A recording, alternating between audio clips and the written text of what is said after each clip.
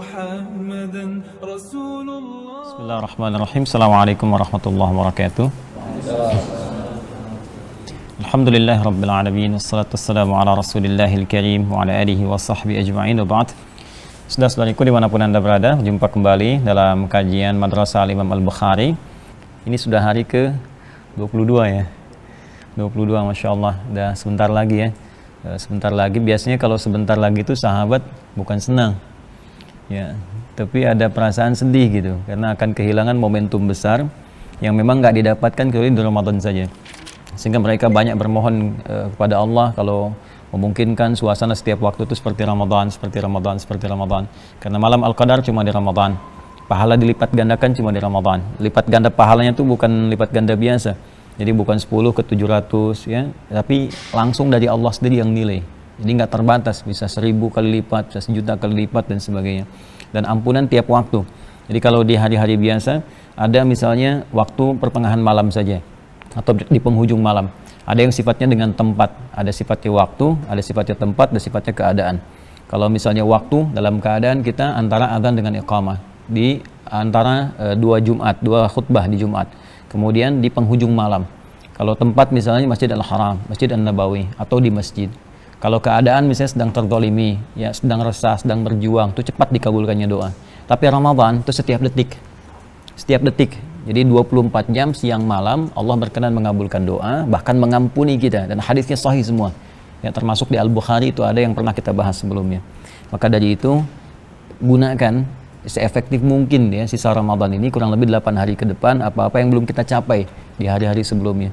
Tilawah kita, doa-doa kita, capaian-capaian terbaik akhirat kita, dan semoga Allah menerima apa yang telah kita ikhtiarkan sampai dengan detik ini insyaallah. Baik, hari ini kita akan coba ambil edisi spesial meneruskan yang kemarin. Kita evaluasi pelajaran kita untuk diskusi dulu, tanya jawab seputar Ramadan. Dan saya ingin menepati janji kemarin, saya ingin tunjukkan beberapa kitab-kitab klasifikasi hadis. Kemarin kan kita belajar tentang 4 jenis ya kitab hadis kan. Jadi kalau kita mau nyari hadis untuk dalil ibadah kita, itu bisa langsung spesifik, karena sering ada pertanyaan, kalau saya pengen begini Ustadz, hadisnya beli kitab apa gitu kan. Nah, ini jangan semua dipikirkan Al-Bukhari, semua ada di Al-Bukhari, tidak begitu caranya. Ya, sekali lagi ada 4 jenis, 4 klasifikasi ya dari kitab hadis. Yang pertama disebut dengan jami'. Ya, kemarin saya tunjukkan ini yang Imam Al-Bukhari. Ini yang saya punya, ini baru isinya hadis utuh. 97 pembahasan, tema ada di sini. Ya, ini baru hadisnya saja, belum ada syarah. Ya, saya ada koleksi lagi 3 syarahnya, ada yang 4 jilid, ada yang 12 jilid. Ya, yang paling populer yang 12 jilid, yang karya Ibnu Hajar Al-Asqalani, dikenal dengan Fathul Bari. Ya, dikenal dengan Fathul Bari, karya Ibnu Hajar Al-Asqalani. Ini baru yang kitabnya saja. Nah, ini kitab jami' namanya. Jadi jami' itu adalah kitab yang mengumpulkan hadis-hadis Nabi, berisi informasi yang komprehensif, sifatnya masih luas. Aspeknya masih luas ya. Jadi disusunnya dengan bab-bab umum keseharian Nabi. Diurutkan ada 97 bab. 97 pembahasan di Sahih Al-Bukhari ini. Jadi kalau Anda misalnya mau mencari tentang, saya pengen cari spesifik tentang iman misalnya kan, iman saya suka naik turun kayak lift ya, kalau lagi naik semangat ibadah, kalau lagi turun sholat fardu aja kadang terlambat. Nanti di sini bisa dibuka misalnya pembahasan khusus tentang tema iman. Di tema yang kedua Kitabul Iman ada 57 hadis. Nanti diajarkan kita oleh Nabi bagaimana caranya naikin iman dan jaga supaya enggak turun. Ya, Kitabul Ilmi misalnya kan di kitab yang ketiga. Ini spesifik sekali.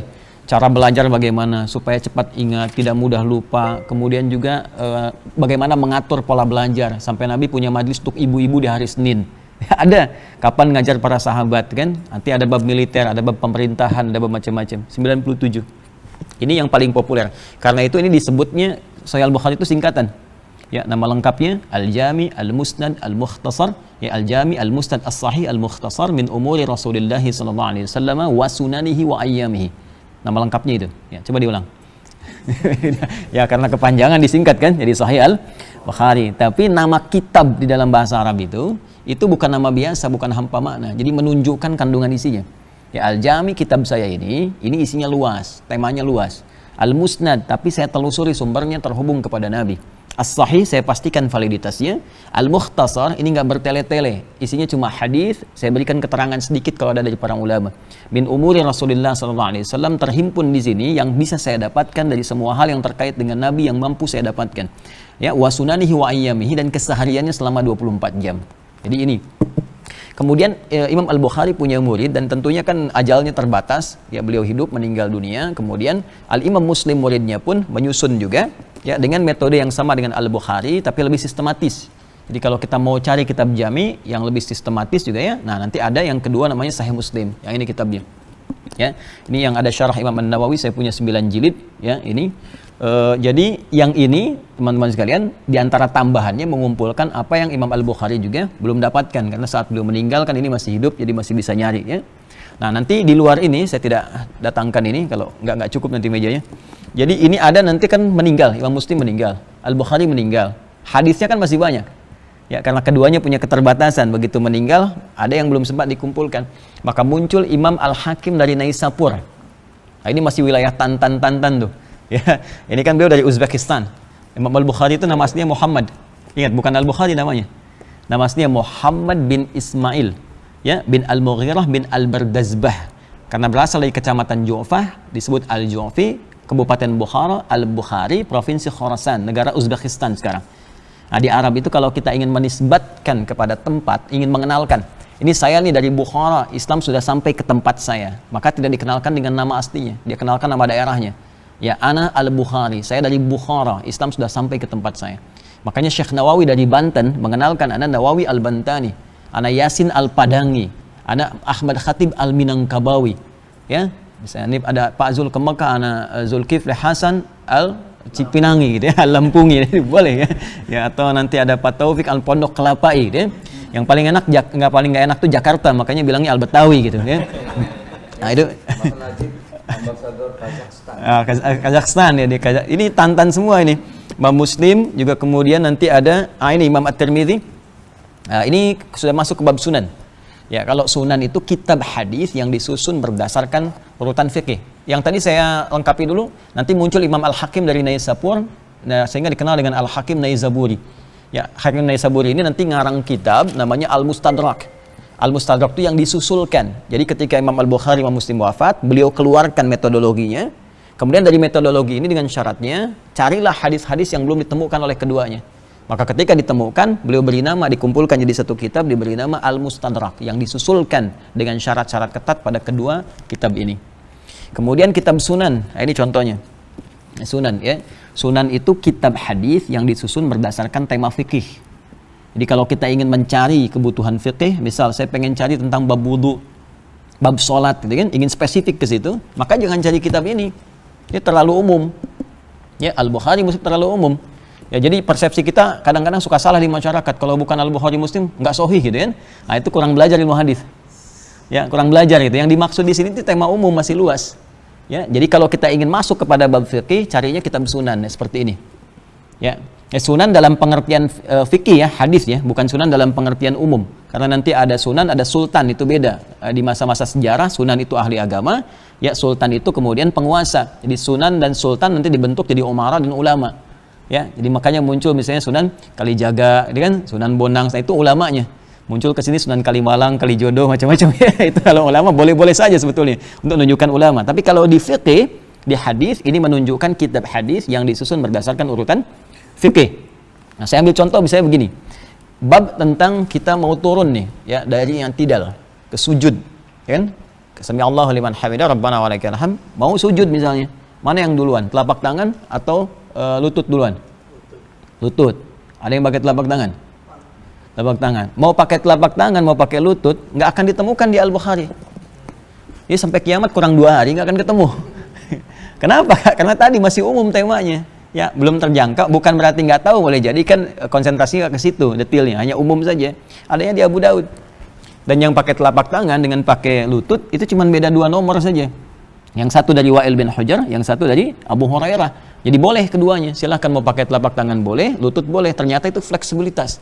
Karena memang nggak semua orang nanti bisa menggunakan cara yang sama. Biasa pakai lutut, cedera lututnya. Ya kan? Apa yang digunakan? Telapak tangan. Biasa pakai telapak tangan, ada masalah telapak tangan, apa yang digunakan? Lutut. Ya, kalau nanti pernah ada orang yang agak ekstrim gitu kan, oh nggak benar itu kan harus pakai telapak tangan saja atau lutut saja, begitu bermasalah apa yang dipakai? Kan nggak mungkin pakai kepala duluan, kan? Jadi harus itu yang kita pahami bersama. Ini kitab sunan namanya. 50 tahun tangan sekarang masang. Kadang-kadang pakai lutut. Kadang-kadang pakai lutut. Nanti kita bahas nanti sampai sana di bab sholat. Nanti masuk gitu ya. Jadi nanti kita bahas lah di sesi itu ya. Ini Sunan Abu Daud, ini ya kitabnya. Kemudian ada Sunan At-Tirmidzi, ini juga. Ini termasuk bagus juga, Sunan At-Tirmidzi. Ini nama aslinya Muhammad. Ya, nama aslinya siapa? Muhammad. Ya, tumbuh berkembang di Tirmidz sehingga dikenal dengan At-Tirmidzi. Ya? Kemudian ada Sunan An-Nasa'i. Nah, ini. Ya, kita tunjukkan ini. Nah, nanti di lain ini ada Mu'jam, ya saya belum sempat datangkan. Mu'jam kitab hadis berdasarkan susunan periwayat. Kemarin saya sudah ceritakan panjang lebar.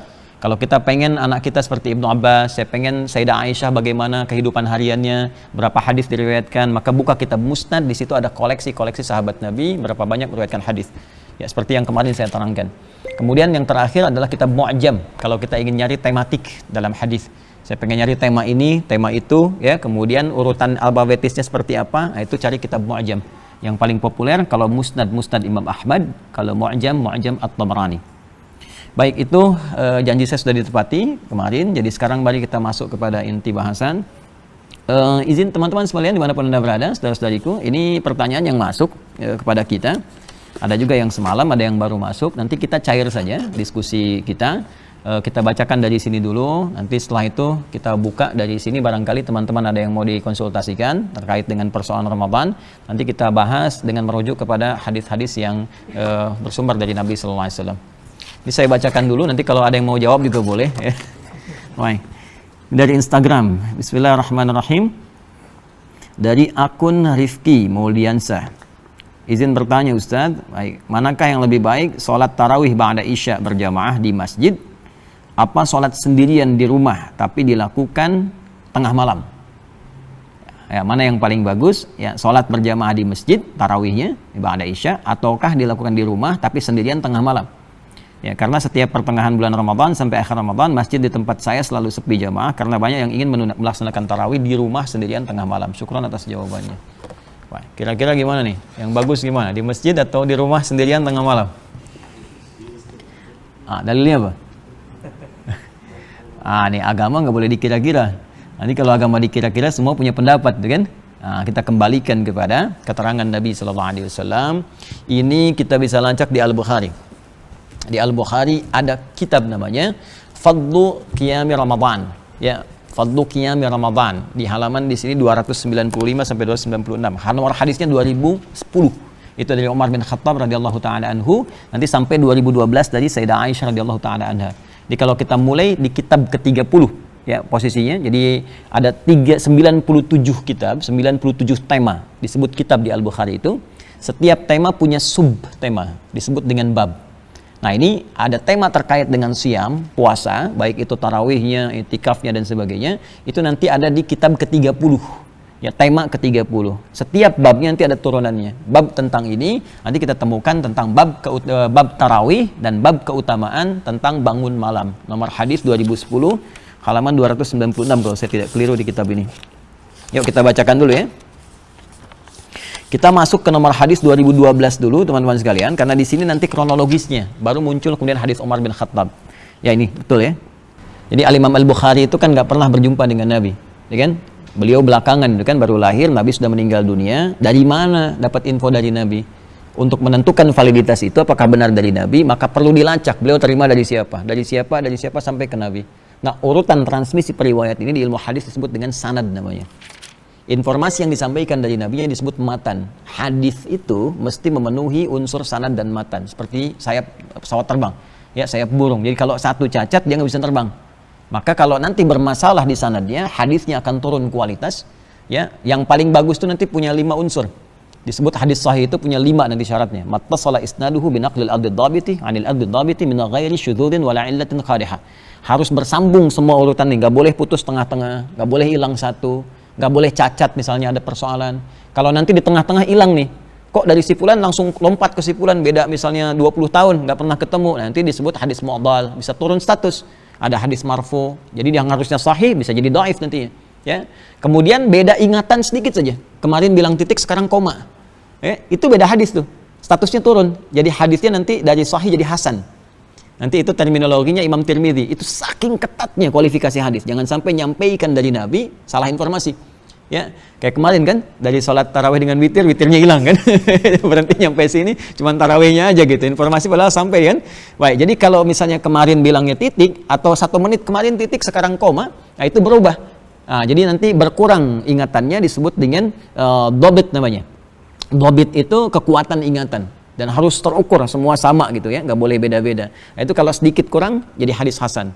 Nah, jadi di sini terhambung keseluruhannya sampai ke Nabi Shallallahu Alaihi Wasallam. Dan kita, ini yang paling penting, mesti belajar di rawi yang terakhir. Ya, rawi terakhir itu orang pertama yang langsung menerima dari Nabi, sumber primernya. Nah, nanti dari orang-orang ini kita bisa kumpulkan, Imam Ahmad yang pernah kumpulkan di kitab Musnad namanya. Itu biasanya memberikan banyak inspirasi kepada kita. Bagaimana seorang pebisnis masih bisa belajar hadis dari Nabi seperti Ibnu Abbas punya 200 hadis. Ya, bagaimana seorang panglima ya seperti Khalid bin Walid itu ya. Kemudian siapa lagi, Abu Ubaidah bin Al-Jarrah, bahkan Umar bin Khattab punya hadis dari Nabi. Termasuk Sayyidah Aisyah.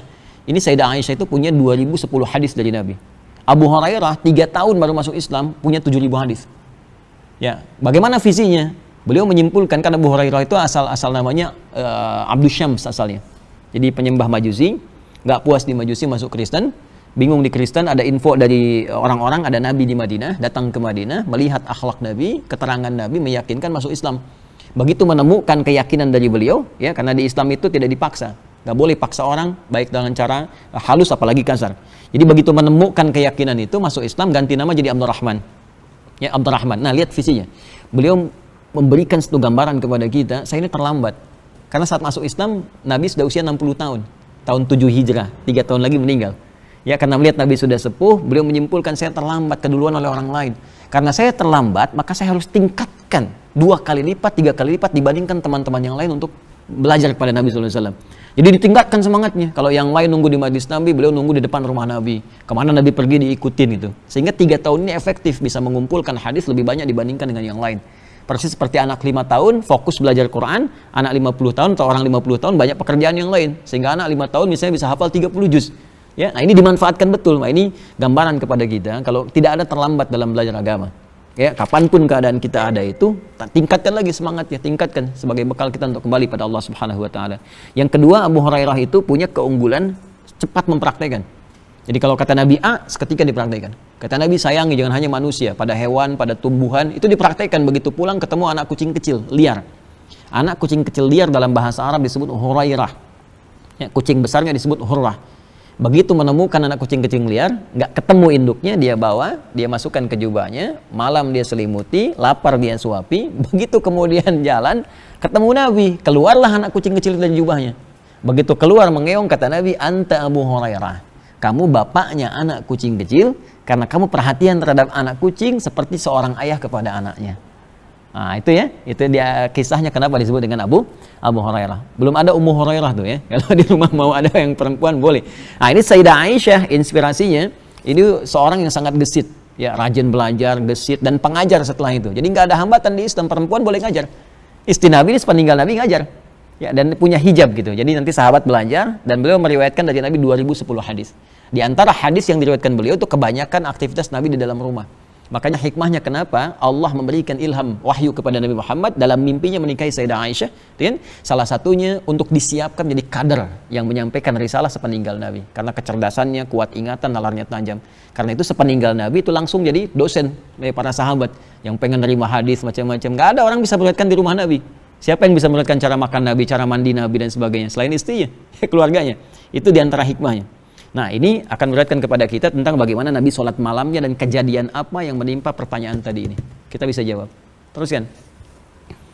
Anna Aisyah radhiyallahu anha akhbarathu anna Rasulullah sallallahu alaihi wasallam kharaja lailatan min jawfil lail wa shalla fil masjid wa shalla rijalun bi salatihi fa asbaha an-nasu fatahaddatsu fajtama'a aktsaru minhum fa sallu ma'ahu fa asbaha an-nasu fatahaddatsu fakathura ahlul masjid min al-lailati ats-tsalitsah fa kharaja Rasulullah sallallahu alaihi wasallam fasallu bi salatihi falamma kanat al-lailatu ar-rabi'ah ajaza al-masjidu an ahlihi حتى خرج لصلاة الصبح فلما قضى الفجر أقبل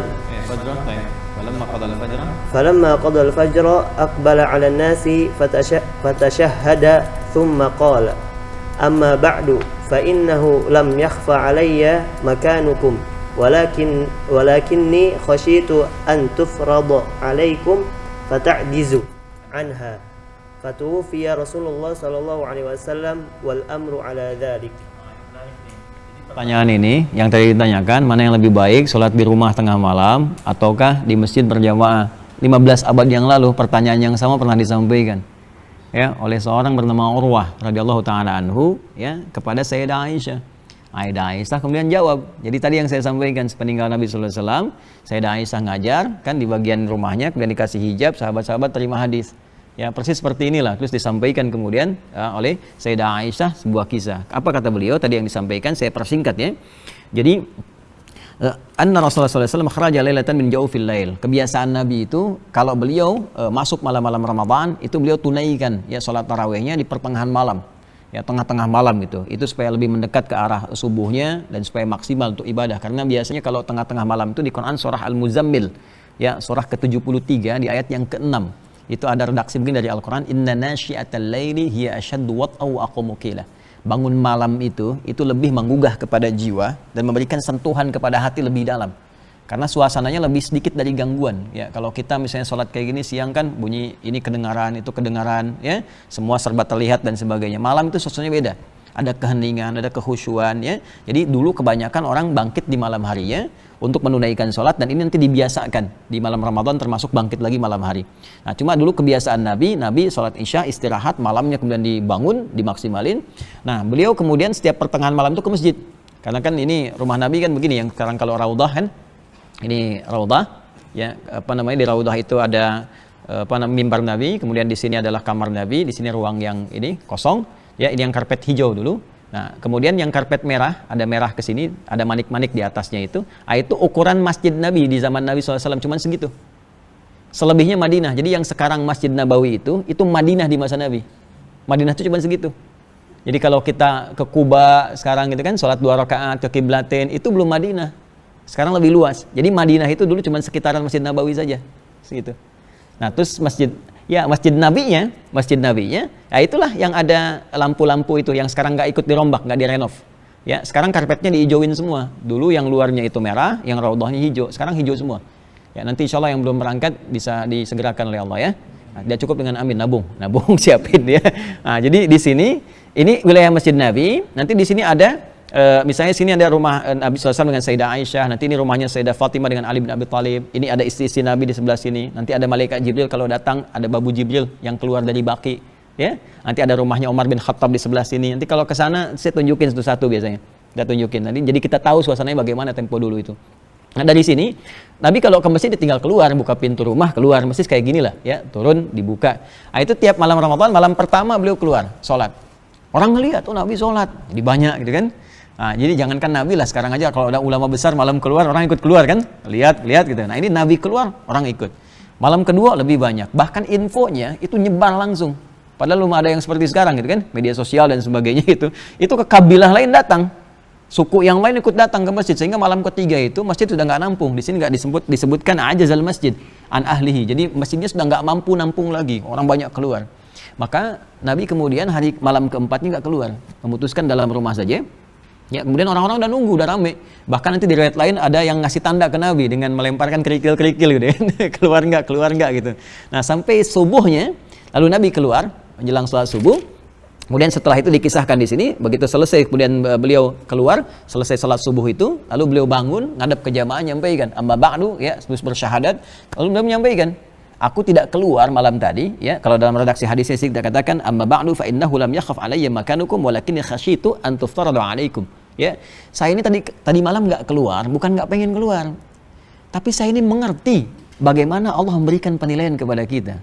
Allah itu Maha Rahman, Maha Sayang dan Maha Pencemburu. Jadi kalau ngelihat hambanya banyak senang ibadah, aku takut khawatir yang tadinya sunnah diwajibkan oleh Allah Subhanahu wa taala. Sehingga menjadi beban untuk kita semua. Yang aku khawatirkan bukan aku nggak keluar, tapi beban kepada umatku nanti yang jadi wajib tarawihnya. Ya karena itulah aku nggak keluar kata Nabi. Maka dari sini banyak orang menyimpulkan berbeda, ya terpecah-pecah, sehingga menganggap bahwa karena Nabi balik lagi ke rumah maka sholatnya di rumah lagi. Ya, maka sebagian ulama melihat kebiasaan Nabi setelah itu, disimpulkan ada sebagian melihat keutamaannya lebih utama di rumah. Malam-malam tekstual, ini penafsiran tekstual. Sama seperti madzhab kalau di fikih namanya zahiriyah. Jadi apa yang teksnya begitu itu yang diikuti. Karena Nabi setelah itu nggak ke masjid lagi, banyak di rumah, maka sebagian madzhab yang tekstual melihat, atau ada sebagian juga dari Maliki, kemudian juga nanti ada sebagian Syafi'i, ya Syafi'iyah, dan ada sebagian juga di Hanafi, itu menyimpulkan yang terbaik sholat sendirian di malam hari dan dilakukan sendirian di rumah. Ya, ini kejadian terus berlangsung sampai di masa Abu Bakar As-Siddiq, sampai di masa Umar bin Khattab ada kisah baru. Nah, Umar ini termasuk di kalangan sahabat Nabi yang jenius. Jadi nanti ada beberapa kalangan sahabat Nabi yang jenius, itu nanti ada Umar bin Khattab, ada Ibnu Abbas radhiyallahu taala anhuma, Ali bin Abi Thalib radhiyallahu anhu, kemudian Amr bin As radhiyallahu taala anhu. Ya, jadi nanti termasuk Khalid bin Walid di militer. Jadi semua punya wakilnya. Ya, kalau kita gini, kalau misalnya di politisi itu Amr bin As. Nanti para politisi wajib belajar tuh, Amr bin As tuh luar biasa itu, ya. Nanti ada lihat kisahnya bagaimana. Kemudian kalau di ilmuwan Ali bin Abi Thalib. Ya, di pakar-pakar tafsir itu ada Ibnu Abbas radhiyallahu taala anhu. Kemudian kalau di militer Khalid bin Walid. Di bisnis Abdurrahman bin Auf. Jadi semua itu punya begawannya sendiri. Itu dahsyat itu. Nanti Imam Al-Bukhari ada teorinya di sini. Semua dibikin bab pembahasan. Misalnya di bisnis Kitabul Buyu', gimana caranya sukses cepat, berkah, dapat dunia akhirat. Ada di sini. Kitab militer ada, kitab pemerintahan, Kitabul Imar, ada semua di sini. Dan ini dipraktikkan di luar, di copy paste. Ya cuma nama Islamnya kan dia ada, dan kita nggak boleh salahkan. Ya orang mau pakai kan, ya kita harus koreksi ke dalam diri kita sendiri kan. Kenapa kita yang punya, kita coba nggak praktekkan dalam nilai-nilai luhur kehidupan. Nah, saya mau kembalikan ke sini teman-teman sekalian. Jadi di masa Umar bin Khattab, Umar melihat. Nah, hadisnya pindah ke 2010. Ini yang mau saya bacakan. Ya, saya cepat bacakan saja. Qala wa 'an ibn Shihab an Urwah ibn Zubair an Abdurrahman an Abdul Qari annahu qala kharajtu ma'a Umar ibn al-Khattab radhiyallahu ta'ala anhu lailatan fi Ramadan ya ila al-masjid fa idha an-nasu awza'un mutafarriquna yusalli ar-rajulu li nafsihi wa yusalli ar-rajulu fa yusalli bi salati rahtu fa qala Umar inni ara law jama'tu ha'ula'i ala qari'in wahidin lakana amthal. ثم عزم فجمعهم على أبي بن كعب ثم خرجت معه ليلة أخرى والناس يصلون بصلاة قارئهم قال عمر نعم البدعة هذه والتي ينامون عنها أفضل من التي يقومون يريد آخر الليل وكان الناس يقومون أوله. Paham? Belum. Nah, jadi di masa Umar, tadi saya katakan Umar itu jenius. Beliau bisa membaca konteks dari teks yang disampaikan. Ini maksudnya detailnya begini, ya tekstual atau kontekstual. Maka beliau baca, oh ini maksudnya kontekstual, kata Umar nih. Jalan beliau keluar ke masjid, kok sepi gitu. Sementara ini malam Ramadan. Dan masjid punya keutamaan, di Abu Daud kan disebutkan, orang ke masjid dapat 25 kebaikan, belum ngapa-ngapain. Jadi hadis ke masjid itu dahsyat ya. Kita baru datang ke masjid dengan niat ibadah, itu langkah pertama meningkatkan derajat, beri pahala. Langkah selanjutnya menggugurkan dosa-dosa kecil. Ya, sepanjang bukannya disengaja, yang harus ditobati. Sampai ke masjid dapat 25 kebaikan. Jarak satu ke dua 500 tahun. Dua ke tiga 500 tahun. Masuk sholat dapat 27. Zikir dapat pahala lagi. Ya, beda kan dengan sendirian, apalagi di luar masjid kan? Maka Umar melihat, nah asal tarawih ini, asalnya kan ditunaikannya di masjid. Nabi kan ke masjid. Ya kan? Cuman karena Nabi khawatir jadi wajib, bukan karena nggak boleh di masjidnya. Tapi karena dikhawatirkan karena Nabi masih hidup, turun wahyu, kemudian tarawih jadi wajib. Karena khawatir wajib, maka Nabi pindah ke rumah. Jadi pindah ke rumah ini bukan mengesankan, ya menghindar dari masjid, tapi lebih karena sebabnya supaya tidak jadi wajib. Maka Umar menyimpulkan karena Nabinya sudah meninggal, nggak akan ada wahyu lagi. Karena itu Umar melihat akan lebih bagus dibalikin lagi ke masjid, seperti semula Nabi menunaikannya. Maka ditunjuklah imam pertama namanya Ubay bin Ka'ab radhiyallahu taala anhu, termasuk orang yang luar biasa, tim ad hoc di masa Nabi yang mengumpulkan wahyu bersama Zaid bin Thabit, ya bersama Abdullah bin Mas'ud dan yang lainnya. Maka jadi imam itu awal mula pertama ditunjuk imam. Kata Umar, kalau ada yang nyebut saya bid'ah, ini bid'ah yang terbaik. Ini bid'ah yang terbaik. Nah, ini muncul bid'ah hasanah itu dari sini asalnya. Jadi kalau ada yang nyebut saya bid'ah, ini bid'ah yang terbaik. Padahal bukan bid'ah. Jadi ini mengandaikan saja. Kalau ada orang kurang ilmu nuduh saya bid'ah, maka ini bid'ah yang paling bagus. Ya Umar siapa? Sahabat Nabi, dekat dengan Nabi, mertua Nabi, disebut masuk surga tanpa hisab bersama Nabi dari 10 orang. Lantas ada orang menyebut bid'ah, itu kurang minum susu. Jadi kata Umar, Ini yang paling bagus, maka dibalikinlah oleh Umar, maka sejak saat itu muncul seperti kebiasaan sekarang. Nah, Umar kemudian mengambil, kalau ada orang yang ingin santai, agak enak, agak nyaman, silahkan, boleh malamnya dia bangun, tengah malam. Kalau ditunaikan ba'da Isya pun silahkan. Maka Ubay bin Ka'ab itu mimpin ba'da Isya. Nanti ada yang bangun lagi malamnya, ada yang dia nggak ba'da Isya, ada yang malamnya kemudian dia tunaikan, ada yang kemudian kebiasaannya ditambah. Jadi ba'da Isya dia ikut, malamnya kemudian dia bangun lagi sholat malam. Seperti di Mekah kebiasaan sekarang ataupun di Madinah. Nah, dari sini apa yang kita simpulkan? Kita simpulkan dari pertanyaan yang tadi, di sini ada 3 hal yang harus kita pahami dari jenis sholat sunnah. Pertama, sholat sunnah itu, teman-teman sekalian, itu ada 3 jenis. Ya, 1, ada yang bisa berjamaah, ada yang tidak berjamaah. Ingat itu ya, ada yang berjamaah, ada yang tidak berjamaah. Jadi jangan semua dijadikan jamaah. Misal, yang tidak berjamaah rawatib, tidak berjamaah, ya kan? Sholat duha, tidak berjamaah. Itu sendiri-sendiri, ya, jadi yang terlampau soleh misalnya kan ikut, kecuali anak-anak lah, anak-anak misalnya sekolah yang belum balik dilatih itu nggak ada masalah ya. Kemudian ada yang sifatnya ditunaikan dengan berjamaah. Contoh, sholat 2 hari raya, Idul Fitri, Idul Adha, itu kan sunnah berjamaah. Kemudian tarawih, ya tarawih termasuk qiyam malam hari itu, ya diambil tadi tahajud, ya sebagian tahajud nanti ada penguat di Abu Daud nomor hadis 1367. Ya saat Nabi sedang sholat sendirian, ya tiba-tiba datang Ibnu Abbas di rumah Sayyidah Maimunah, kemudian ngikut Nabi di belakang, ditarik oleh Nabi supaya sejajar. Itu sholatnya sholat malam, tahajud. Ya, di nomor hadis 1365 sampai 1367. Ini saya tunjukkan supaya nggak dikira ngarang gitu kan. Nomor hadis 1367. Ya, dari 65 dulu. 306. Ini dia. Nah, betul, ya.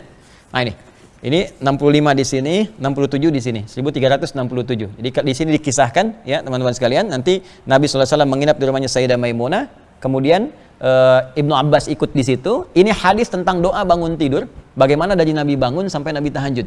Ya, jadi kalau saya bacakan di ingatan saya misalnya, karena Nabi SAW istaiqadha min naumihi fajalasa. Ada Nabi SAW kalau bangun dari tidurnya beliau duduk, famasaha biyadihi min athari naumi, kemudian beliau menghapus dengan bekas ngantuknya.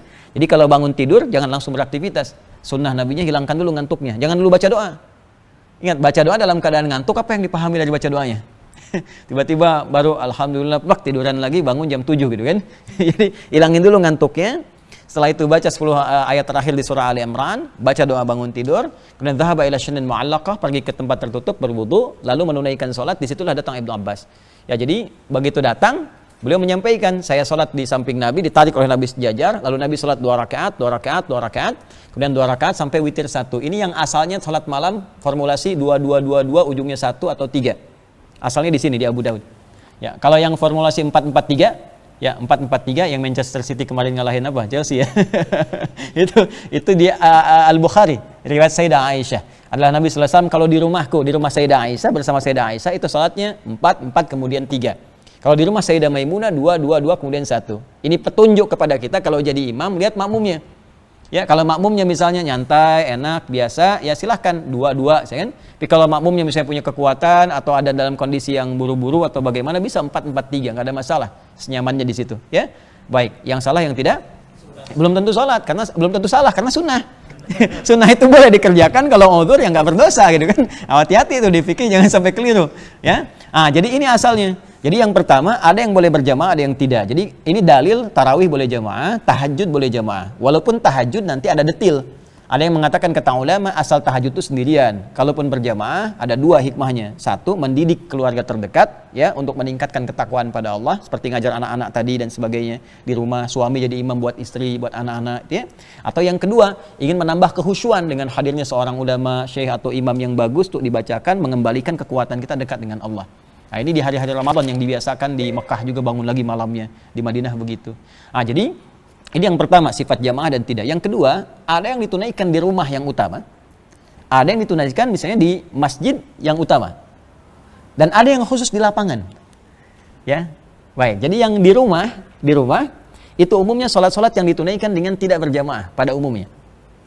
Ya, biasanya kalau rawatib ya yang nggak melekat dengan salat yang melekat dengan salat fardunya itu kan rawatib itu melekat. Nabi biasanya kan salat di rumahnya dulu, begitu kemudian setelah salat sunnah baru beliau berangkat ke masjid kan. Baik, kemudian ba'da itu pun selesai salat fardunya beliau balik ke rumah, kemudian tunaikan salat sunnahnya di rumah. Kalau catatan rumahnya dekat dengan masjid. Kalau rumahnya dekat dengan masjid. Ya kalau ini misalnya dari Bengkulu pengen subuhan di sini 2 rakaat sebelum subuh di Bengkulu, ya ke sini udah selesai gitu kan. Pesawatnya udah telat. Jadi nggak ada masalah kalau kita ada uzur tunaikan di masjid, nggak ada masalah. Cuma kalaupun kemudian kita bisa tunaikan di rumah, kalau rumah dekat dengan masjid lebih bagus. Apa di antara hikmahnya? Memperbanyak tempat sujud untuk bersaksi di hadapan Allah saat kiamat. Di surah Az-Zalzalah itu. Ya, yauma idzin tuhadditsu akhbaraha. Pada hari kiamat itu semua tempat yang kita pijak, benda yang kita gunakan akan bersaksi, bicara kepada Allah. Si fulan itu pernah pijak saya sujud, si fulan pernah duduk di tempat saya baca Quran, itu bicara. Makanya kata para ulama, komentarnya jangan banyak berbuat maksiat, jangan berbuat maksiat di setiap tempat kita pijak, karena semua akan bicara. Ya, walaupun kita rahasiakan itu akan bicara semua di hadapan Allah Subhanahu wa taala. Sekarang kan sudah jadi bukti. Ya, di scan, bisa dicek, bisa dilihat sidik jari, macam-macam kelihatan, udah bicara di dunia aja udah ditampakkan. Ya, di dunia udah tampak, apalagi di akhirat, kan? Jadi ini bagian yang pertama yang melekat. Nah, hikmah kalau di masjid pun kan pernah lihat tukar posisi ya, atau pindah, itu bukan kewajiban, tapi memang sunnah yang diarahkan untuk memperbanyak tempat sujud.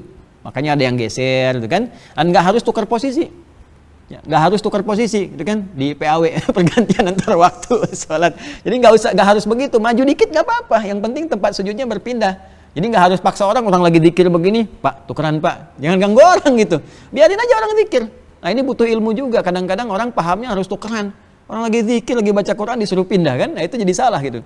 Ya, jadi biarkan orang zikir, biarkan baca Quran, Anda tinggal maju dikit atau mundur dikit ya. Kalau memang mau tukeran, orangnya sama-sama mau, nggak ada masalah. Ini yang kedua. Yang ketiga, ada yang sifatnya di lapangan. Ya, lapangan. Ya seperti hari raya, karena harinya luas, banyak gitu kan, maka lebih utama ditunaikan di tempat yang terbuka lebih luas. Lapangan yang dimaksudkan, ingat ini yang penting saya garis bawahi. Yang dimaksud bukan menunjuk sebuah lapang dalam arti tempat. Tempatnya lapangan itu bukan. Tapi menunjuk tempat yang luas. Keluasan tempat. Jadi kalau masjidnya lebih luas dibandingkan lapangan yang ada, maka masjid lebih diutamakan. Ingat itu ya. Nah, hadis-hadis tentang lapangan ini asalnya begini. Jadi Nabi itu kan Masjid Nabawi kan belum seperti sekarang. Sedikit kan? Ya, karena sholatnya di tempat itu terbatas, terus banyak orang datang. Sholat itu kan boleh, perempuan haid boleh datang. Tidak sholat, tapi menyaksikan dan ikut berhari raya bersama itu. Makanya nanti saya akan bahas sebelum kita masuk sholat id, di 2 hari sebelumnya, sunnah-sunnah yang hilang sekarang. Ya, kenapa nggak kita sediakan posisi untuk perempuan yang tengah haid misalnya, ya dikasih tempat khusus, kasih makanannya, anak-anak dikasih bagiannya, berikan mainan, mungkin anak-anak yang senang mainan, anak-anak senang kue-kue, hadirkan di situ, jadi mereka merasakan raya. Orang-orang tuh dulu sampai tanya lagi, mah kapan lagi ada raya semacam ini? Jadi kita harus wujudkan suasana sampai anak-anak nanya, kapan lagi Idul Fitri? Kapan lagi begini? Ini kan kesan itu nggak terbangun, mau datang nggak ada space-nya, nggak ada tempatnya, di suasananya nggak terasa. Ya, di suasana takbir dan sebagainya, kenapa beda jalan untuk saling sapa, jadi suasananya gembira gitu. Ya, karena suasananya demikian, masjid nggak cukup, maka Nabi pindahkan, sholatlah di lapang. Cari tempat lebih luas, disebut dengan musalla. Maka carilah keluar, tempat lebih luas, geser keluar. Nah, kalau hujan, kata Nabi di Al-Bukhari, balik lagi ke masjid. Ya ikut sholat ikut, kalau hujan maka sebagian kasih ini isyarat kalaupun ada mendung atau apa boleh pasang tenda gitu kan untuk memperluas. Tapi lihat, coba cek di Madinah sekarang. Masjid Nabawi halamannya dengan masjid lebih luas dibandingkan lapangan bola yang ada di situ. Makanya Idul Fitri, Idul Adha sholatnya pada di masjid. Jelas ya? Di Masjidil Haram sholatnya pada di masjid. Kenapa? Karena tempatnya lebih luas dibandingkan dengan lapangan yang ada.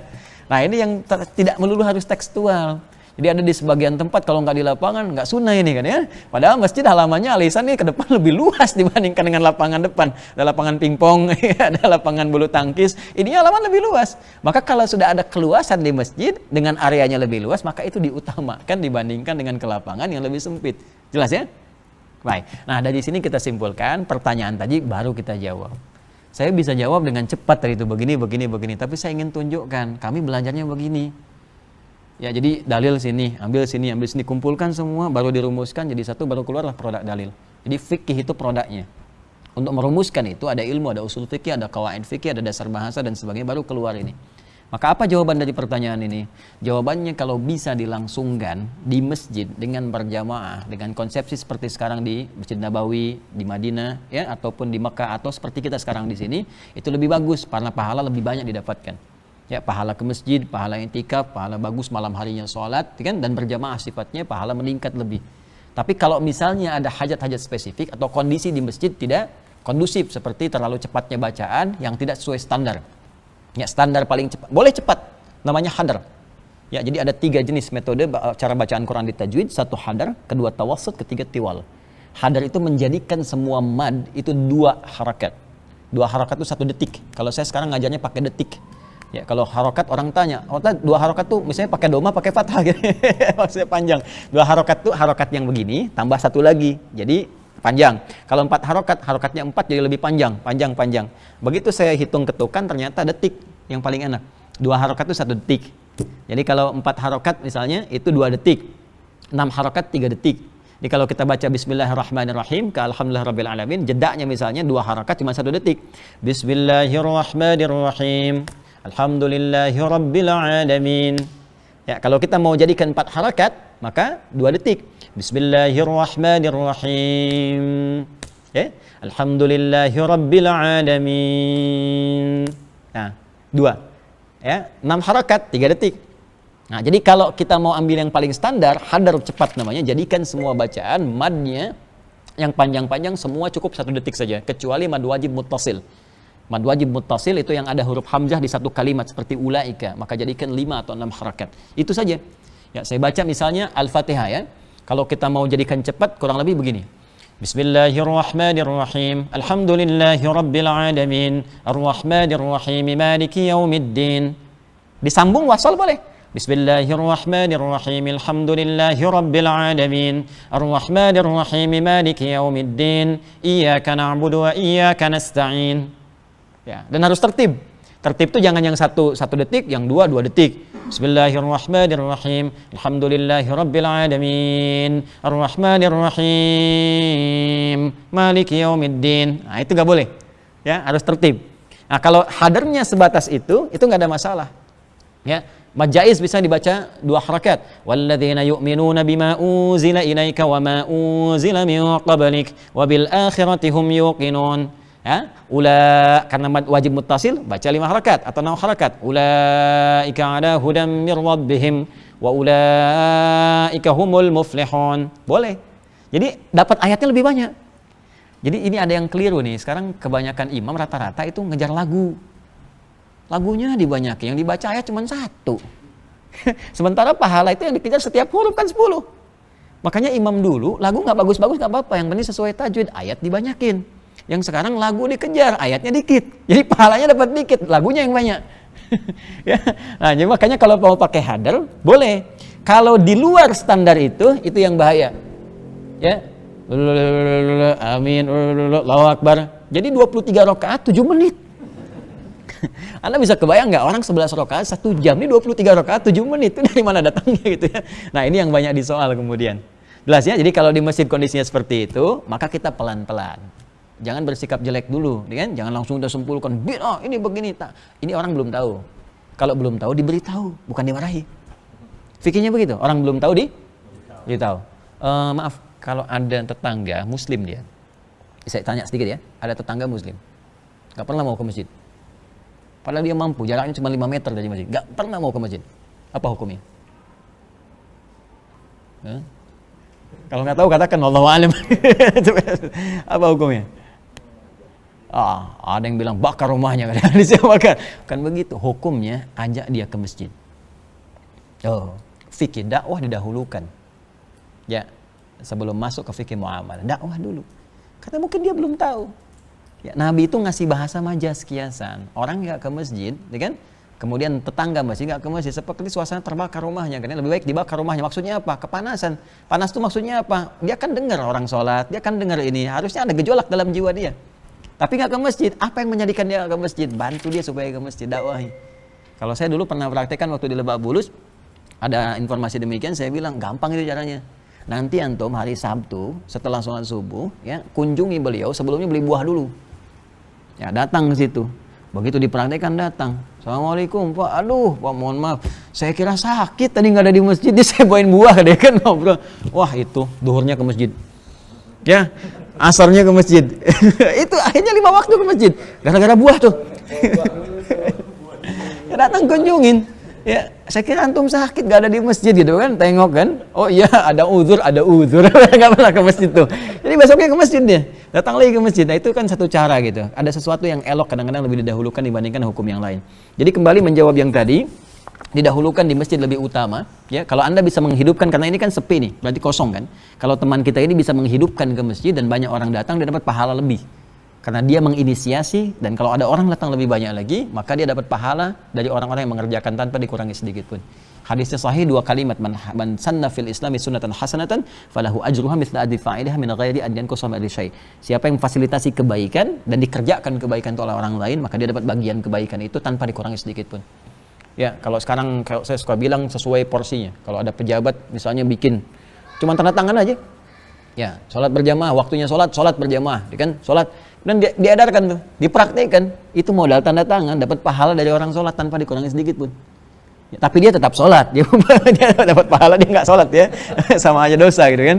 Nah ini baru satu nih kita jawab ya. Nah kalau kita mau jawab pakai fikih begitu, tapi kalau kita mau jawab pakai singkat-singkat ya kita bisa katakan ke masjid lebih utama, selesai, gitu kan? Nah, kalau nggak cocok silahkan di rumah, kan selesai gitu. Tapi kita nggak tahu konstruksinya seperti apa. Ini gambarannya demikian. Ayo di sini ada yang mau didiskusikan? Silakan, Asman. Bismillahirrahmanirrahim. Assalamualaikum warahmatullahi wabarakatuh. Salam. Ustaz, di bulan Ramadan ini kan banyak keutamaan untuk berinfak, sedekah, dan juga ada kewajiban untuk berzakat, ya. Termasuk sebelum Hari Raya Idul Fitri nanti zakat fitrah. Nah, saya mau bertanya, ada sebagian orang mungkin yang karena satu dan lain hal gitu ya, menyatukan semuanya gitu, zakat, infak, sedekah, pokoknya disatukan. Secara kalkulasi singkat ini insya Allah lebih gitu ya. Yang pertama, apa hukumnya? Pertanyaan saya yang pertama, apa hukumnya menyatukan itu semua? Kemudian pertanyaan yang kedua adalah kadang-kadang ada perbuatan baik kita gitu yang tidak sengaja, mungkin tidak sempat gitu membuat niat yang proper gitu ya. Kemudian niatnya itu di akhir atau membuat statement di akhir. Itu dianggap sedekah saja, itu dianggap infak saja, itu dianggap apa misalnya. Apa hukumnya kita memberikan statement pada tindakan yang sudah dilakukan duluan? Baik, itu 2 pertanyaan. Baik, yang pertama kita akan petakan dulu. Jadi ada pengumpulan yang disatukan, zakat, infak, sedekah, kan? Kemudian dikumpulkan, diberikan dalam satu yang bersamaan, satu waktu yang bersamaan. Ini pun nanti detailnya ada 2 kasus. Kasus pertama adalah ada sementara orang berpandangan kalau Ramadan itu meningkat, pahalanya, banyak pahalanya, sehingga dia kumpulkan yang zakat harus jatuh di bulan sebelum Ramadan, dia tunda ke Ramadan, kan? Atau ada kasus yang dimajukan saat Ramadan. Kasus yang kedua, nggak ada kaitan dengan itu, pokoknya dia keluar di Ramadan, misalnya, atau di luar Ramadan, yang penting dia kumpulkan. Nah, saya jawab dari yang kedua dulu, supaya lebih umum tadi, dari apa yang ditanyakan. Kalau kita menyatukan sifatnya sama, maka nggak ada masalah. Tapi kalau yang kita satukan sifatnya berbeda, maka harus didetilkan. Ya. Zakat, infak, sedekah, termasuk salat, termasuk haji, umrah, itu punya satu nama dalam syariat, disebut sedekah. Jadi kullu ma'rufin dalam fikih, setiap kebaikan itu disebut dengan sedekah. Jadi sedekah itu sebetulnya asal mula untuk menunjuk setiap kebaikan yang dikerjakan dalam konteks syariat. Ya, sedekah itu asalnya sesuatu yang benar. Ya, jadi kenapa kita menunaikan salat? Karena menunjukkan kebenaran iman kita di hadapan Allah. Menunjukkan bahwa zakat itu benar, menunjukkan bahwa baca Quran itu benar, disebut dengan sedekah. Nah, kemudian dari ini dispesifikanlah turunan-turunannya, detailnya. Seperti ada zakat. Zakat punya hukum wajib. Infak ada 2, ada yang wajib, ada yang sunnah. Infak kepada istri, ya keluarga itu wajib sifatnya. Infak kepada kerabat itu sunnah sifatnya. Kemudian turunan-turun di bawah itu ada hibah misalnya, pemberian harta juga. Nah, kalau kita kumpulkan ini semuanya dalam satu kalkulasi, maka mesti dijelaskan. Karena punya sifat yang berbeda. Khawatirnya nanti memahami, ini zis, mana yang zisnya, mana yang zakat. Karena zakat hanya boleh dikeluarkan kepada 8 golongan. Quran surah ke-9 ayat ke-60. Innamas sadaqatu, tuh zakat disebut sedekah. Ya, innamas sadaqatu, sungguh zakat itu. Kenapa zakat di sini disebut dengan sedekah? Bentuknya jama', ingin menunjukkan banyak manfaat dari zakat yang membuktikan kebenaran iman kita. Jadi begitu dikeluarkan, ini pembuktian iman kita dan manfaatnya jadi banyak untuk orang lain. Innamas sadaqatu, zakat itu hanya boleh dikeluarkan kepada golongan berikut. Pakai innama disebut adatul hasri, yang membatasi hukum. 1 lil fuqara, 2 wal masakin, 3 wal amilina 'alaiha, 4 wal muallafati qulubuhum, 5 wa fir riqab, 6 wal gharimin, 7 wa fi sabilillah, 8 wa ibnis sabil. Pertama fuqara, orang fakir, orang yang nggak punya pekerjaan dan memang kehidupannya sangat sulit, nggak ada andalan di sini gitu kan.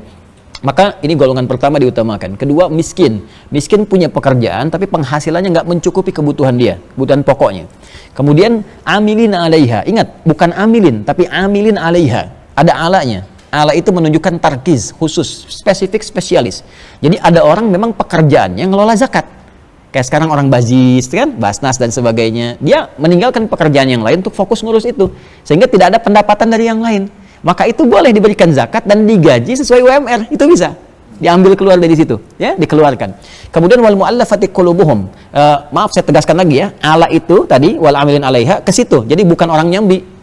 Ya, oh ini ada wakil ketua MPR nyambi ngurus zakat, ya kan, menerima bagian zakat, itu nggak boleh. Itu nggak boleh. Jadi boleh ikut bantu, nggak ada masalah, tapi nggak boleh terima dari bagian zakat. Kemudian wal muallafati qulubuhum, orang yang hatinya dilembutkan untuk menerima Islam. Ada 2 golongan. Pertama non muslim. Awas hati-hati, non muslim punya ketertarikan kepada Islam. Ini yang mu'alaf ya, karena nanti yang miskin juga nanti ada konteks umumnya. Untuk yang non muslim, kalau kita tinggal di daerah non muslim yang banyak, Islamnya sedikit, bisa diberikan ke sana. Ini ada orang yang tertarik kepada Islam, sering dengar kajian, ya, terus kita boleh bantu tuh. Tidak harus dengan harta, kalau dia punya harta, misal dengan buku-buku, ya, dengan CD-CD Islam misalnya dikirimkan ke situ, dari hasil zakat boleh. Atau yang kedua, masuk Islam, terus dia terusir misalnya dari lingkungannya, nggak punya dapat apa-apa, ini yang paling banyak, ya kan? Maka dibantu dari bagian zakat, mu'allaf. Wal ghanimin, orang yang terlilit utang piutang. Tapi ingat, kalimatnya menggunakan ghanimin, bukan dain. Di Quran ada 2, dain dengan gharim. Dain di Quran surah kedua ayat 282. Ya ayyuhalladzina amanu idza tadayantum. Dain itu konteks hutang dalam konteks muamalah.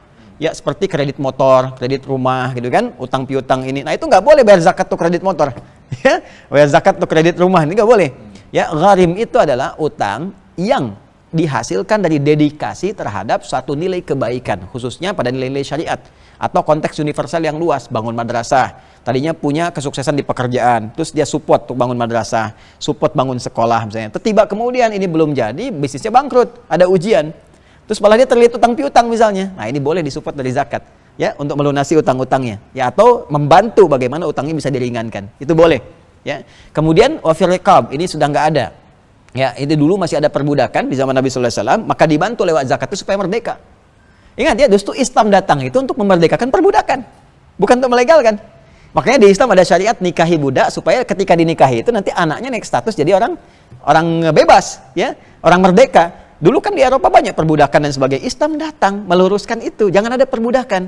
Tapi kalau dihentikan seketika, orang nanti benci terhadap Islam karena udah kebiasaan, udah candu pada saat itu. Maka datang lewat sesuatu, lewat zakat, bebaskan. Makanya Abu Bakar membayar kemudian Bilal supaya dibebaskan, kan? Dikeluarkan dari infaknya, ada yang dari zakatnya. Dinikahi, kemudian lahir, kemudian anaknya merdeka. Itu caranya. Ya, nah sekarang sudah tidak ada wafir riqab, dan jangan ditafsirkan sekarang pembantu jadi budak atau asisten rumah tangga jadi budak, itu nggak boleh. Ya, makanya saya cenderung mengatakan kalau ada asisten rumah tangga di dalam rumah, makanannya dari kita, ya, makan dari kita, ikut bersama kita, itu nggak boleh dizakati. Nggak boleh, ingat, asisten rumah tangga boleh dapat zakat. Kalau makannya dari kita, awas, hati-hati. Yang makannya pokok dari kita, termasuk orang tua misalnya kan, orang tua atau yang dikasih oleh kita makannya, hadir bersama kita makan dan sebagainya, itu yang diberikan bukan zakat. Kita yang bayarin zakatnya. Boleh kalau bayarin zakat dia untuk orang lain boleh, ya. Tapi zakat mal dia nggak boleh terima. Ya, karena dari kita, hasil dia makan dan sebagainya pokoknya dari kita. Nah, kalau di luar itu misalnya ingin kita support boleh. Ya, tapi di luar itu ada persepsi bahwa kalau sudah asisten rumah tangga, karena dia beli ke agen nih masalahnya. Saya sejak di Timur Tengah, ya, saya sudah keras mengatakan, ya, petakan dulu daerahnya, mitigasi dulu. Jangan semua wilayah dibenarkan gitu kan. Ini bagus nih, sebagian ada moratorium, saya dukung itu di sebagian tempat. Karena ada sebagian wilayah itu kalau sudah menganggap dia bayar ke agen, itu adalah budaknya dia. Dipakai semua dia. Bahkan sebagian tempat tuh ada yang kalau nggak melayani dilaporkan kepada otoritas, dituduh mencuri ini mencuri itu. Makanya orang dikatakan, kamu kalau nggak layani saya malam ini, saya potong besok tangannya, saya laporkan. Nah, itu yang seperti itu maka dipetakan. Kalau saya sekarang ngasih pelatihan dulu, dulu masih ada BNP 2 TKI ya, dulu itu. Jadi kalau saya masih di Tripoli, itu seminar dengan kedutaan, saya sampaikan, Pak, di Quran itu ada Arab, ada Arab. Itu beda, wilayahnya tidak sama. Maka kalau pengen kirim misalnya, tenaga kerja kita keluar gitu kan, ya, duta investasi kita dan sebagainya keluar, itu ya duta devisa ya, istilahnya kan kalau ada pahlawan devisa disebutnya, itu harus dipetakan wilayahnya mana. Ya, nggak semua wilayah Arab itu harus dikirim ke situ, tidak, petakan, mitigasi dulu di mana tempatnya. Kalau wilayah kota boleh. Tapi kalau sudah masuk ke wilayah Arab, itu hindari. Asyaddu kufra wa nifaqa. Jadi karakternya keras. Ya, sulit dikendalikan dan sebagainya. Itu perluasan ya. Kemudian fisabilillah itu ada yang meluaskan, tidak hanya dalam konteks ada tugas militer untuk berjihad, tapi juga luas yang senafas dengan itu.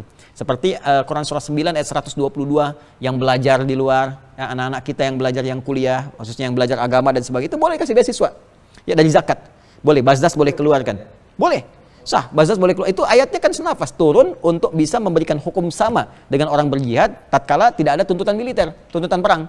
Bahkan ketika ada tuntutan perang pun kata Nabi jangan semua keluar karena ayatnya turun. Wa makanal mu'minuna liyanfiru kafah. Jangan semua turun ke medan perang.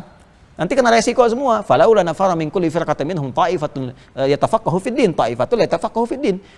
Yatafaqahu fid din wa liyunziru qaumahum idza raja'u ilaihim la'allahum yahdharun. Mesti ada orang yang sebagian konsentrasi untuk belajar, dan nyata sekarang ayat ini. 15 abad yang lalu. Ayat ini memberikan kesan bahwa di masa yang akan datang ada kebutuhan intelektual lebih tinggi. Mungkin boleh jadi peperangan akan berubah konteksnya. Jadi perang pemikiran, perang tulisan, perang informasi, perang macam-macam. Mesti ada yang pintar menjawab. Sekarang kalau Islam banyak disoal, ya lewat tantangan pemikiran, jawabnya mau pakai apa? Semua agama sama, menuju pada Tuhan yang sama, cuman caranya beda-beda. Jawabnya mau pakai apa? Ya kalau kita nggak bisa, repot. Ya sekarang persoalan tauhid nih, itu ayat yang turun tegas. Fa'lam, Quran surah 47 ayat 19, fa'lam annahu la ilaha illallah. Persoalan menetapkan Allah sebagai Tuhan saja, kata Allah, kamu mesti punya ilmu supaya kamu yakin Tuhan kamu Allah. Nanti kalau kamu ditanya kenapa pilih Allah bukan yang lain, jawabnya apa? Itu yang dasar saja, yang pokok. Jangan dikasih mie instan pindah, dikasih sarung pindah gitu kan. Ya, agama nggak senilai sarung, nggak senilai mie. Jadi harus kita kembangkan pemikiran itu lebih luas. Maka adalah fisabilillah. Ibnu Sabil yang di jalan kehabisan bekal itu nggak usah dilihat dari mana dia, mau kaya, mau dia cukup, ya tetap disupport. Aduh saya tolong, saya kehabisan bekal, tapi kan kamu anaknya menteri. Ini nggak ada urusan, dia udah nggak punya akses kemana-mana, kita bantu. Jelas ya? Nah itu boleh dari zakat. Nah kemudian infak itu dibagi dua. Infak wajib ya dari suami dalam hal ini kepada istri dan keluarga. Dalilnya nanti di Quran surah keempat An-Nisa di ayat yang ke-34. Ayat 34. Paling kiri sebelah atas di mushaf standar. Ar-rijalu qawwamuna 'alan nisa bima faddalallahu ba'dahum 'ala ba'dhin wa bima anfaqu min amwalihim. Ya, laki-laki itu, para suami itu ditetapkan oleh Allah menjadi pemimpin di rumah tangganya dengan dua sifat. Qawwam itu punya dua sifat. Ya, satu membina, memimpin dan mengayomi, menjaga. Makanya di surat Yusuf diilustrasikan seperti matahari. Ya, matahari. Apa fungsi matahari itu? Mengeringkan yang basah, menyengat itu kan dengan sengatannya, menjaga supaya keadaan tetap terang, tetap nyaman. Maka suami, ya kepala rumah tangga mesti memberikan penerangan di rumah, pencerahan-pencerahan kebaikan. Sengat kalau ada yang mengganggu ya kepada keluarga. Tapi kalau ada air mata di anak-anak, di istri, cepat keringkan. Ya seperti air mata, seperti matahari mengeringkan yang basah-basah yang kita jemur dari pakaian dan sebagainya. Maka keringkan, itu indah sekali ilustrasinya. Ya dengan kalimat-kalimat indah, dengan kata-kata yang baik, thayyibah. Perempuan diilustrasikan sebagai rembulan. Ya rembulan, matahari kan gak enak dilihat kan, bisa parah kalau dilihat ya. Maka laki-laki kalau gak enak dilihat, tampilan biasa-biasa, gak perlu dengan keindahan, itu wajar. Keluar misalnya sebagian lecak itu, biasa itu ya, biasa itu ya. Tapi kalau perempuan tidak, makanya bahasanya seperti rembulan. Rembulan itu enak dilihat, lembut, baik dan seterusnya. Maka sebaliknya, makanya di ayat nanti ada dua untuk laki-laki, dua untuk perempuan. Di satu ayat yang sama, fasolihatu qanitatun hafidhatul lil ghaibi bima hafidhallah. Makanya jangan kebalik. Ya, nggak boleh ada perempuan ke laki-lakian, rembulan ke matahari-mataharian, atau matahari ke rembulan-rembulan. Kan? Karena pernah ada kasus kan, di satu tempat, ini kisah yang sampai ke saya, mungkin canda, tapi itu dalam maknanya. Ya, satu RT bayangkan, ada info ke Pak RT, semua takut istri. Maka RT-nya pengen ngecek, yang takut istri, pindah semua ke kanan. Kanan semua. Cuma satu orang yang di kiri. Tapi RT-nya bangga juga, dia tanya, kamu bagus ya nggak takut istri? Bukan Pak, istri saya nyuruh saya ke kiri. Jadi sama juga. Nah, jadi nggak ada dengan kekuatan bulan aku menghukum gitu ya. Jadi semua harus porsinya sama.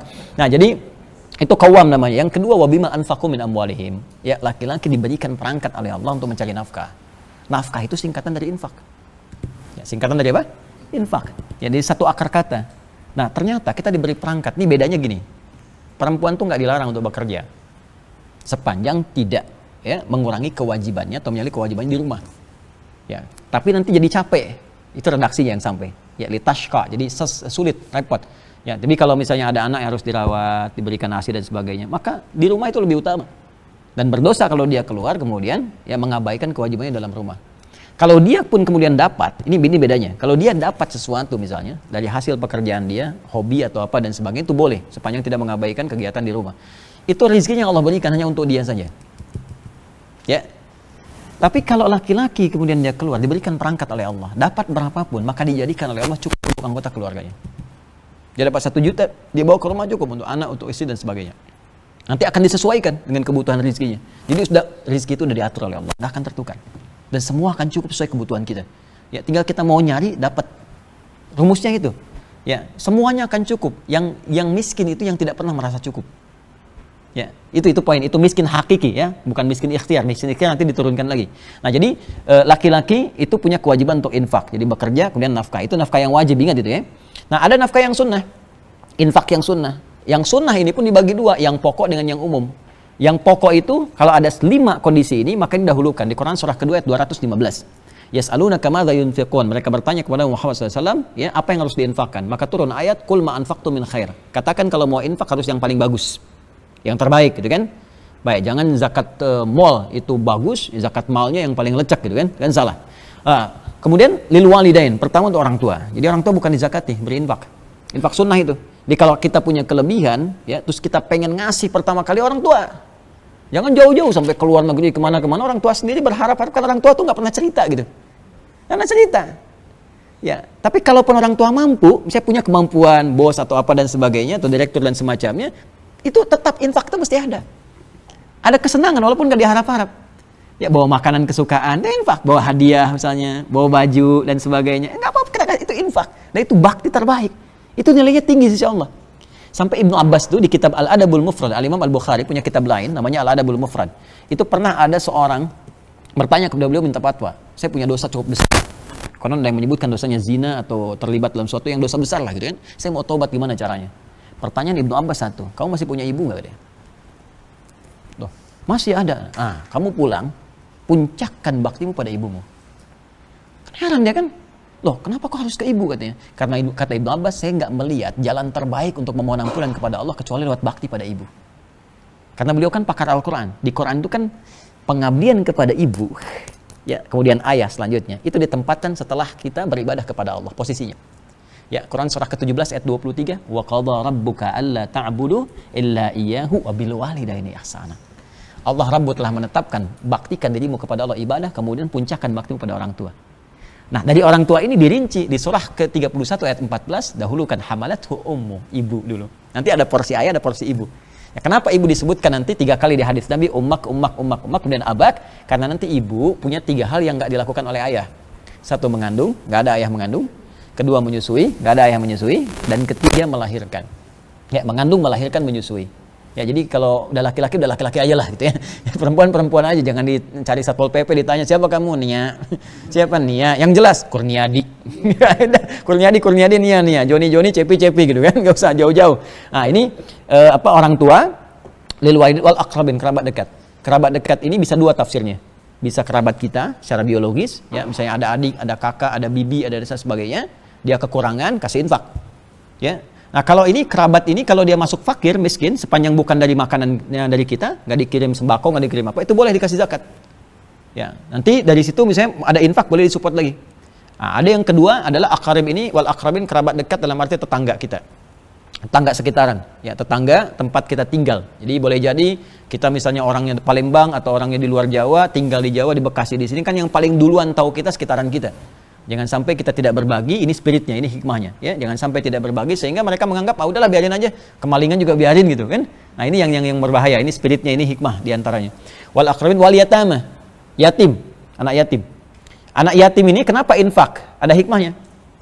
Kalau yatimnya fakir, yatimnya miskin, boleh disupport dengan zakat. Tapi yatimnya kaya, beda kasus. Ya, Steve Jobs meninggal, punya anak yatim. Masa mau disupport lewat zakat? Dibalik kan? Beda itu. Tapi kalau infak, itu boleh. Infak, ternyata anak ditinggal ayahnya, belum sempat dibelikan misalnya mainan, dia senang mobil Tayo, gitu kan? Maka boleh. Kayak main kita kemudian ke toko beli Tayo, ya. Mana yang Tayonya, atau Embers Poli, Robocar apa, dibalikan oleh kita sampai dia merasa bahagia. Sehingga dia seakan-akan mendapatkan satu support yang baru. Itu hukum, ya. Wal yatama wal masakin, orang miskin. Ya. Miskin kenapa? Bisa dapat dua nih, zakat ada, infak ada. Ya, karena miskin itu punya ikhtiar. Dia berikhtiar mau kerja, cuma pekerjaan dia menghasilkan sesuatu yang belum mencukupi. Maka ketika dia nggak cukup, disupport lagi. Dan infak ini nanti kaidahnya termasuk zakat, mengangkat orang miskin supaya keluar dari kemiskinan. Bukan mempertahankan kemiskinan. Saya mohon maaf ya, konsep ini yang pakai Singapura. Singapura pakai itu. Saya kalau diskusi sama beberapa mufti teman-teman yang di sana itu, mereka sudah mengeluarkan, dihitung nih, sampai punya database. Terus si orang itu dikasih begini, nih dikasih modal kemampuan, nanti dibimbing. Bisa dikumpulkan potensi zakatnya, taruhlah kamu punya bakat apa. Bakatnya A misalnya, nih modal kamu kami hitung 50 juta sampai kamu mampu begini. Lalu didampingi, sampai dia mampu. Dari punya kemampuan itu, dari tadinya dia menerima zakat, dia jadi muzaki. Itu harus kita kembangkan, jadi nggak harus semua dipertahankan dalam kemiskinan, bukan. Anda dikasih zakat, belum keluar, kasih infak. Belum bisa lagi, kasih sedekah. Kalau belum bisa mampu keluar dari situ juga, ya jangan pilih jadi orang miskin. Ya, jelas ya. Kemudian wal masakin wal yatama wal masakin wabnis sabil. Ibnu Sabil disupport juga dengan infak. Kalau nggak ada zakat boleh diberikan dengan infak. Kesulitan di jalan dan sebagainya. Bukan yang modus ya, yang benar-benar ditelusuri gitu. Nah, itu infak yang sunnah. Kemudian di atas itu ada yang fisabilillah yang tadi, yang keluar misalnya kita tadi kayak mau infak ke Palestina, ini kan? Yang sedang dalam suasana yang sulit, infak ke rahinnya, infak ke Syria dan sebagainya, itu masuk fisabilillah. Itu nanti dari dalil umum di Al-Baqarah ayat 261. Masalul ladzina yunfiquna amwalahum fisabilillah kamatsali habbah. Ya, orang-orang infak di jalan Allah. Makanya suka ada duta Palestina kan di sini. Ya, imam-imam apa dan sebagainya itu sudah sebagian salurkan. Enggak apa-apa kita mau kasih. Nah, cuma jangan sampai begini, kasih keluar kita ke sana, sementara orang tua sendiri nggak dapat, kerabat sendiri nggak dapat. Itu mesti ada keadilan di sini. Ya, jelas ya. Nah, kemudian ada bagian yang ketiga, ini yang sifatnya umum, sedekah umum kayak hibah, kayak apa, sifatnya umum saja. Nah, kalau kita mau jadikan satu, kalau bercampur hukum wajib dengan sunnah, jelaskan. Yang ini yang wajib porsinya sekian. Misal tadi saya 10 juta, saya satukan jadi satu. Jelaskan kepada penerima, misalnya DKM atau siapa. Katakan, Pak ini 10 juta, yang zakatnya 5 juta. Ya, saya gabungkan jadi satu, selebihnya infak dan umum Pak. Silakan Bapak, sesuaikan saja di situ seperti apa. Itu sah, boleh. Tapi kalau kita jadikan satu 10 juta tanpa kita jelaskan, Pak ini dari saya Pak gabungan zakat dengan ini, tapi nggak tahu berapanya, khawatirnya salah nanti menyalurkannya. Nanti zakat dipakai untuk infak, masuk ke situ, yang tidak harus menerima jadi menerima. Makanya saya suka menyampaikan kalau dalam konteks kotak infak pun, ya di luar itu, saya suka katakan kepada DKM itu, tolong tuliskan di situ. Ini kalau zakat di sini, kalau infak. Ya, jadi jelas orang kalau mau naruh tuh tahu dia. Kadang-kadang kan dia suka ada yang berpikir umum saja, karena awam zakat masukin ke situ. Ada yang demikian. Dan sebetulnya infak itu sifatnya materi, tidak harus uang. Bahasa Qur'annya dan hadis detailnya nggak harus uang. Bisa makanan, bisa pakaian, pokoknya yang terbaik. Itu saya sampai di New Zealand itu prakteknya ada food donation. Jadi di masjid itu nggak, kotaknya bukan cuman kotak uang, ada kotak makanan. Ya, kentang, orang masukin kentang ke situ apa gitu ya. Tapi sesuaikan lubangnya. Jangan antum mau infak beras di sini kotaknya kotak uang sih gitu ya. Itu boleh makanan. Ya, bahkan yang paling diajarkan lebih hebat lagi, wah itu kalau di hadis itu luar biasa lah. Ya, pernah dengar nggak? Ada hadis ini. Kalau orang punya masya Allah tumbuhan, terus tumbuh buahnya sampai ke tetangga, ya kan? Maka itu hak bersama, termasuk yang buahnya ke jalan. Itu ada pohon mangga depan tuh hak bersama tuh. Depan keluar. Nah itu hak bersama. Jadi jangan tunggu dia minta izin. Kalau dia izin beritahu. Ya, jadi kalau kita misalnya ada tetangga, even itu non muslim, even itu non muslim. Bukan cuma Islamnya, even itu non muslim. Itu hadis satu ya. Jadi begitu kita punya rambutan, buahnya ke tetangga, dia non muslim, ketok pintunya, sampaikan. Bu, Pak, mohon izin, ini ada rambutan. Ya, saya tahu punya Bapak kan. Ya, memang rambutannya punya saya, pohonnya. Tapi yang bagian masuk ke Bapak, itu hak kita bersama. Silahkan nikmati. Kalau sudah merah apa, silahkan ambil saja. Kok bisa begitu? Ya, masa Pak, saya punya buahnya, Bapak cuma lihat saja, atau Bapak kebagian sampahnya. Ya, dari mana aturannya? Al-Quran yang mengajarkan saya begitu. Rasulullah yang mengajarkan saya begitu. Silahkan ambil. Ya, Masya Allah, kan? Luar biasa tuh. Besok-besok dia kan sudah senang kan? Dia nggak tahu ayam kita main ke tempat dia. Dia kira sama kayak rambutan kan, dia ambil aja gitu.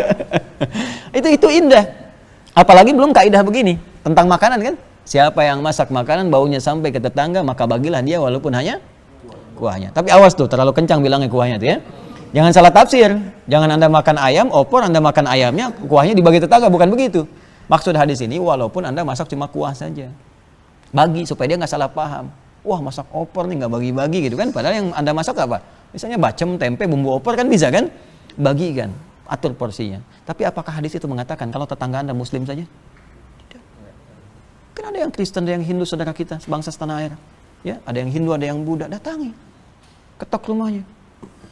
Ya, begitu kita ketok, kita sampaikan, ini ada makanan, mudah-mudahan bisa dibagi. Oh, Anda baik sekali. Bukan baik, Rasulullah yang mengajarkan saya berbagi.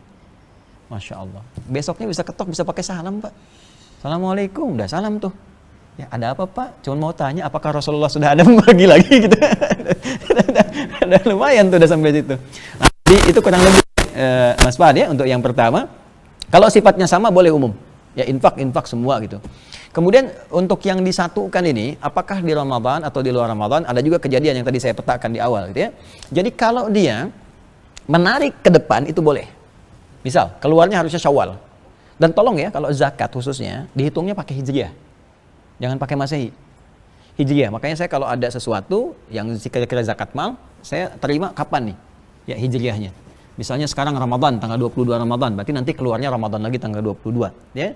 Kenapa? Kalau pakai Masehi, nanti Hijriah lebih cepat 14 hari. Kalau kita punya kebiasaan rutin seperti itu, ternyata nanti terakumulasi, bisa jadi nanti ada zakat yang tak terbayarkan kalau dihitung. Ini yang kejadian kasus di Brunei dengan di Emirat waktu itu. Dihitung kembali, akhirnya harus bayar lagi gitu yang selama ini terakumulasikan. Ya, itu pakai Hijriah. Kalau kita tarik ke depan, misal keluarnya Syawal harusnya, tapi kita pengen bayar di Ramadan, itu boleh. Ya, tapi kalau kita akhirkan, harusnya keluar Rajab bulan ke-7. Kita karena pengen ngejar pahala banyak, misalnya orientasi umum, pengen Ramadan saja, ditarik ke depan, dimundurkan. Nah, itu yang dilarang. Ya, itu tidak diinginkan oleh para ulama. Dia khawatirkan nanti, pertama, kita kan nggak bisa memastikan ajal. Satu. Yang kedua, hak orang tertunda. Zakat itu kan hak orang. Kewajiban kita, hak orang lain.